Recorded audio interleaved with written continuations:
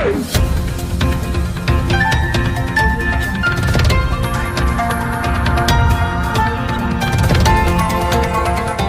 देख रहे हैं मगरा न्यूज राजस्थान, खबरें सबसे तेज। भारत में पिछले 24 घंटों में आए रिकॉर्ड 57,000 कोरोना के केस, एक दिन में ठीक हुए रिकॉर्ड 81,000 संक्रमित मरीज। भारत में कोरोना मामलों का रिकॉर्ड स्तर लगातार बढ़ना जारी है। देश में पिछले 24 घंटों में रिकॉर्ड 57,570 नए मामले सामने आए। इससे पहले 10 सितंबर के दिन रिकॉर्डेड 96,551 संक्रमण के मामले दर्ज हुए थे। वहीं 24 घंटों में 1201 लोगों की जान चली गई है। देश में 2 सितंबर से लगातार हर दिन 1000 से ज्यादा लोगों की मौत हो रही है। अच्छी खबर यह है कि 24 घंटों में अब तक रिकॉर्ड 81,533 मरीज भारत में ठीक भी हुए हैं। स्वास्थ्य मंत्रालय के ताजा आंकड़ों के अनुसार देश में अब कुल कोरोना संक्रमितों की संख्या 40,60,000 हो गई है। इनमें 77,472 लोगों की भारत में कोरोना से कारण मौत हो चुकी है। वहीं एक्टिव केसों की संख्या 9,58,000 हो गई है। वहीं 36,24,000 लोग ठीक हो चुके हैं भारत में। वहीं संक्रमण के सक्रिय मामलों की संख्या की तुलना में स्वस्थ हुए लोगों की संख्या भारत में लगभग 3 से 4 गुना ज्यादा है। वहीं एशियामार के मुताबिक 11 सितंबर तक कोरोना वायरस के भारत में कुल 5,50,00,000 टेस्ट सैंपल किए जा चुके हैं, जिनमें 11 लाख सैंपलिंग की टेस्ट कल की गई थी। पॉजिटिविटी रेट भारत में 7% से कम है। कोरोना वायरस के 54% मामले 18 साल से 44 साल की उम्र के लोगों के हैं, लेकिन कोरोना वायरस से होने वाली मौतों में 51% मौतें 60 साल या उससे अधिक उम्र के लोगों की हुई है। रात की बात यह है कि मृत्यु दर और एक्टिव केसों की रेटों में यहाँ पर लगातार भारत में गिरावट दर्ज की जा रही है। भारत में मृत्यु दर गिरकर 1.67% हो गई है। इसके अलावा एक्टिव केस जिनका विभिन्न अस्पतालों में इलाज चल रहा है, उनकी दर भी भारत में गिरकर अब यहाँ पर 1.67% हो गई है। वहीं इसी के साथ जिनका विभिन्न अस्पतालों में इलाज चल रहा है, उनकी रेट भारत में 21% है। वहीं इसी के साथ रिकवरी एंड ठीक होने की दर भारत में 78% हो गई है। भारत की रिकवरी रेट 78% से ज़्यादा है। भारत में रिकवरी रेट लगातार बढ़ रहा है। देश में सबसे ज़्यादा एक्टिव केस महाराष्ट्र राज्य में है। महाराष्ट्र में 2 लाख से ज़्यादा लोगों का विभिन्न अस्पतालों में इलाज चल रहा है। अस्पतालों में इनका इलाज चल रहा है। इसके बाद दूसरे नंबर पर तमिलनाडु, तीसरे नंबर पर दिल्ली और चौथे नंबर पर गुजरात और 5वें नंबर पर पश्चिम बंगाल है। इन 5 राज्यों में सबसे ज़्यादा एक्टिव केस भारत में है। एक्टिव केसों के मामलों में दुनिया में भारत का दूसरा स्थान है। कोरोना संक्रमितों की संख्या के हिसाब से भारत में दुनिया में दूसरा सबसे प्रभावित देश भारत है। वही मौतों के मामले अमेरिका और ब्राजील के बाद भारत में तीसरा नंबर है। चुनाव आयोग का बड़ा ऐलान, इस बार चुनाव उम्मीदवारों को देनी होगी आपराधिक जानकारी। चुनाव आयोग ने मतदाताओं को उम्मीदवारों की आपराधिक जानकारी से अवगत कराने के लिए नए दिशा निर्देश जारी किए हैं, जिसका उम्मीदवारों को उन्हें टिकट देने वाली पार्टियों को पालन करना होगा। अब निर्विरोध जीतने वाले उम्मीदवारों को भी अपनी आपराधिक पृष्ठभूमि बतानी होगी। आयोग ने शुक्रवार को अपनी बैठक में नए दिशा निर्देश यहाँ पर जारी किए हैं, जिसकी जानकारी प्रेस विज्ञप्ति के माध्यम से जारी की गई है। अब तक उम्मीदवारों और पार्टियों को 3 बार इसके लिए ये जानकारी राष्ट्रीय और क्षेत्रीय समाचार पत्रों व चैनलों के माध्यम से देनी होती थी। हालांकि उम्मीदवार प्रचार अभियान के आखिरी दिनों में ऐसा करते थे, जिससे पूरी प्रक्रिया का उद्देश्य पूर्ति नहीं हो पाती। इसे देखते हुए आयोग ने नया दिशा निर्देश यहाँ पर जारी किए हैं। आयोग का कहना है कि अब हर उम्मीदवार को अपने टिकट देने वाली पार्टियों के नाम वापसी प्रक्रिया के दौरान 4 दिन के भीतर 5 से 8 दिन के बीच 90 दिन के बाद आपराधिक पृष्ठभूमि की जानकारी देनी होगी। इसके लिए भी अनिवार्य होगा जिन्हें उम्मीदवार चुना जा चुका है। चुनाव आयोग इस बारे में अब तक जारी दिशा निर्देशों और प्रक्रिया को विस्तृत जानकारी में प्रकाशित भी करेगा। सभी दलों और उम्मीदवारों को इसकी पालन करना होगा। ये निर्देश तत्काल प्रभाव से लागू हो गए हैं, जिसका मतलब है कि बिहार चुनाव में उम्मीदवारों को राजनीतिक दलों की आपराधिक पृष्ठभूमि से जुड़े नए दिशा निर्देशों का पालन यहाँ पर करना होगा। प्रधानमंत्री आवास योजना के तहत प्रधानमंत्री नरेंद्र मोदी ने 1,75,00,000 लाभार्थियों को सौंपी है घर की चाबी। प्रधानमंत्री नरेंद्र मोदी की सरकार आने के बाद उन्होंने अपने मंत्रिमंडल के सामने जो लक्ष्य रखा था कि 2022 तक उनकी सरकार हर व्यक्ति को पक्का मकान उपलब्ध करवाएगी। केंद्र सरकार की इस ऐतिहासिक योजना का लाभ करोड़ों की संख्या में लोग उठा रहे हैं, जिसके पास रहने के लिए केवल कच्चा मिट्टी का घर था। उसकी वजह से उन्हें आज कठिनाइयों का सामना करना पड़ता था, लेकिन ऐसे लोगों के लिए मोदी सरकार अब वरदान साबित हुई है। वहीं आपको बता दें कि शनिवार को प्रधानमंत्री आवास योजना ग्रामीण के तहत मध्य प्रदेश में बने 1,75,00,000 घरों का उद्घाटन पीएम मोदी ने किया। लोगों को उनके नए घरों में प्रवेश के लिए उन्होंने शुभकामना दी। वह प्रधानमंत्री मोदी ने वीडियो कॉन्फ्रेंसिंग के माध्यम से लाभार्थियों से बातचीत की। उन्होंने उन्हें नए घरों के बारे में जानकारी ली। इस दौरान उन्होंने कोरोना वायरस को लेकर लोगों को सजग रहने की बात भी प्रधानमंत्री मोदी ने की है। मोदी ने कहा है कि 2014 में पुराने अनुभवों का अध्ययन करके पहले पुरानी योजना में सुधार किया गया, फिर प्रधानमंत्री आवास योजना के रूप में बिल्कुल नई सोच के साथ ये योजना लागू की गई। इसमें लाभार्थियों के चयन को लेकर गृह प्रवेश तक पारदर्शिता को प्राथमिकता दी। उन्होंने आगे भी कहा है कि पहले गरीब सरकार के पीछे दौड़ता था, अब सरकार गरीबों के लोगों के पास जा रही है। प्रधानमंत्री मोदी ने अपने संबोधन में कहा कि अब किसी किसी की इच्छा के अनुसार लिस्ट में नाम जोड़ा या घटाया नहीं जा सकता है।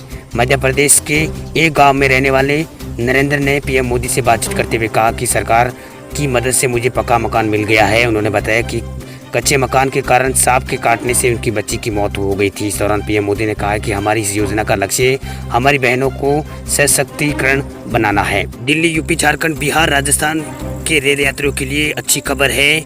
देश में अनलॉक होने के साथ साथ भारतीय रेल भी चरणबद्ध तरीके से अनलॉक हो रही है। देश में विभिन्न राज्यों में शनिवार से 80 स्पेशल ट्रेनों का संचालन शुरू हो गया है। इन ट्रेनों में राजस्थान, बिहार, झारखंड समेत कई राज्यों में चलने वाली ट्रेनें शामिल हैं। इन ट्रेनों की बुकिंग 10 सितंबर से शुरू हो गई। आपको बता दें कि 230 स्पेशल ट्रेनों का संचालन पहले हो रहा था, अब वही शनिवार से 80 और अतिरिक्त ट्रेनें शुरू हो गई है। ऐसे में कुल ट्रेनें यहाँ पर 310 ट्रेनें अब देश की विभिन्न पटरियों पर दौड़ेगी। इससे यात्रियों को काफ़ी राहत मिलेगी। वही शनिवार से जयपुर से 4 जोड़ी अतिरिक्त स्पेशल ट्रेनें का संचालन शुरू हुआ है। वही ये ट्रेनें भोपाल, नागपुर, इलाहाबाद, उज्जैन जैसे शहरों में प्रस्थान करेगी। वही नॉर्थर्न रेलवे के प्रवक्ता दीपक कुमार ने बताया कि 12 सितंबर से 40 जोड़ी ट्रेन चलेगी। इसमें 12 जोड़ी ट्रेन दिल्ली से अलग अलग स्टेशनों पर चलेगी।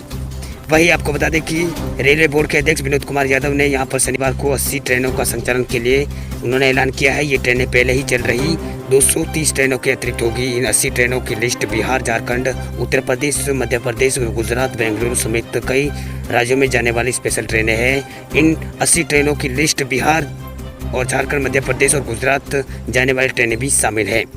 वही यात्रियों के लिए जो दिशा निर्देश यहाँ पर जारी किए गए हैं वो है केवल कंफर्म टिकट मिलने के बाद ही यात्री स्टेशन पर एंट्री यात्री को दी जाएगी। वही यात्रियों को करीब 90 मिनट पहले स्टेशन पहुंचना होगा।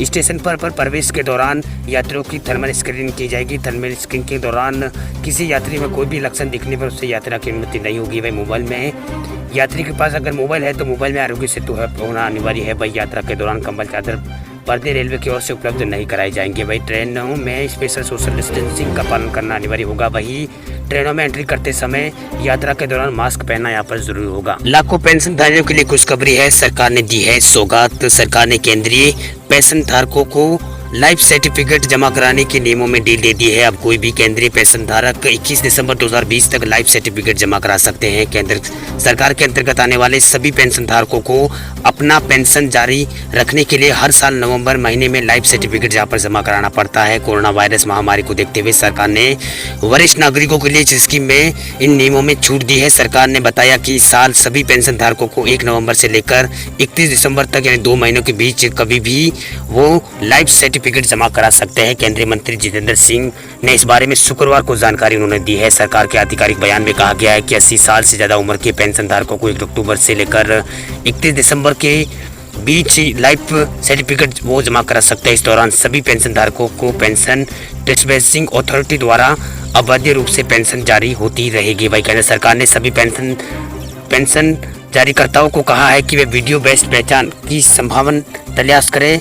इसकी मदद से वीडियो के जरिए पेंशन धारकों की पहचान की जा सकेगी, उनका लाइफ सर्टिफिकेट प्राप्त किया जा सकेगा। हालांकि इसके लिए आरबीआई के नियमों को यहाँ पर ध्यान में रखना होगा। ध्यान रहे कि 80 साल की कम उम्र वाले पेंशन भोगियों के लिए जीवन प्रमाण पत्र जमा कराने की अवधि 1 नवंबर से लेकर 31 दिसंबर तक की है। वही 80 साल से अधिक उम्र वाले पेंशन भोगियों के department of pension and pensioners welfare 1 नवंबर की जगह 1 अक्टूबर से ही फॉर्म जमा करने की मोहलत यहाँ पर दी है। हालांकि इसके लिए भी अंतिम तारीख 31 दिसंबर तय की गई है। अगर कोई भी पेंशन भोगी इस फॉर्म को तय अवधि के अंदर नहीं भरता है तो अगले माह उसकी पेंशन रोकी जा सकती है। हालांकि इसके बाद जीवन प्रमाण पत्र जमा कराने के बाद पेंशन फिर से शुरू की जाएगी।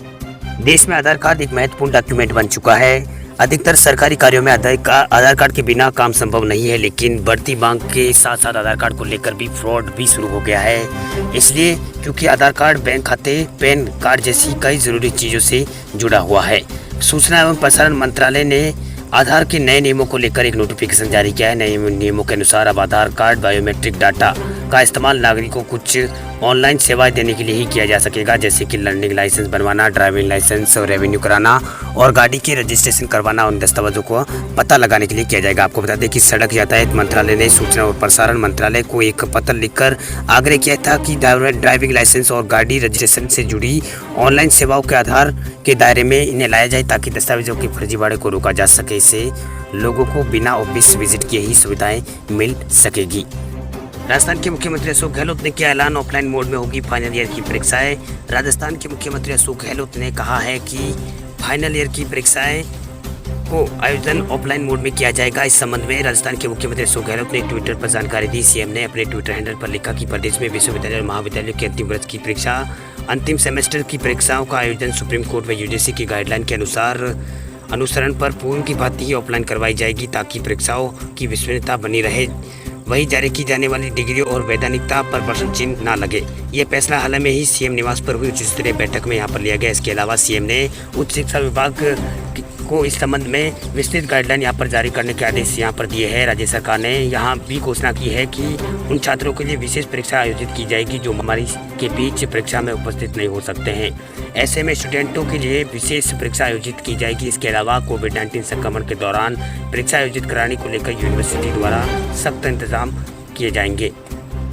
आज फिर पेट्रोल डीजल की कीमतों में कमी देखने को मिली है। सरकारी तेल कंपनियों की ओर से आज फिर पेट्रोल डीजल पर राहत देते हुए पेट्रोल और डीजल के दामों में यहाँ पर कटौती की गई है। पेट्रोल की कीमत की बात करें तो इसकी कीमतें 11 से 13 पैसा प्रति लीटर पर यहाँ पर कम हुई है। वही डीजल की बात करें तो इसकी कीमतों में 12 से 10 पैसे की कमी आई है। वह राजधानी दिल्ली में पेट्रोल के दाम 13 और डीजल के दाम 12 पैसे की यहाँ पर कटौती की गई है। इसी के साथ दिल्ली में पेट्रोल 81 रुपये और 86 पैसे प्रति लीटर रहा। वही डीजल यहाँ पर 72 रुपये 93 पैसे प्रति लीटर पर आ गया है। इससे एक दिन पहले शुक्रवार को कीमतों में कोई फेरबदल नहीं हुआ था, जबकि बीते गुरुवार को डीजल पेट्रोल दोनों यहाँ पर सस्ते हुए थे। आपको बता दें कि गुरुवार को पेट्रोल और डीजल के दामों में कटौती की गई थी। 10 सितंबर को पेट्रोल की कीमतों में 8 पैसा और डीजल के में 9 पैसे की कमी की गई थी। वहीं अन्य में भी यहाँ पर 10 से 12 पैसे यहाँ पर किया।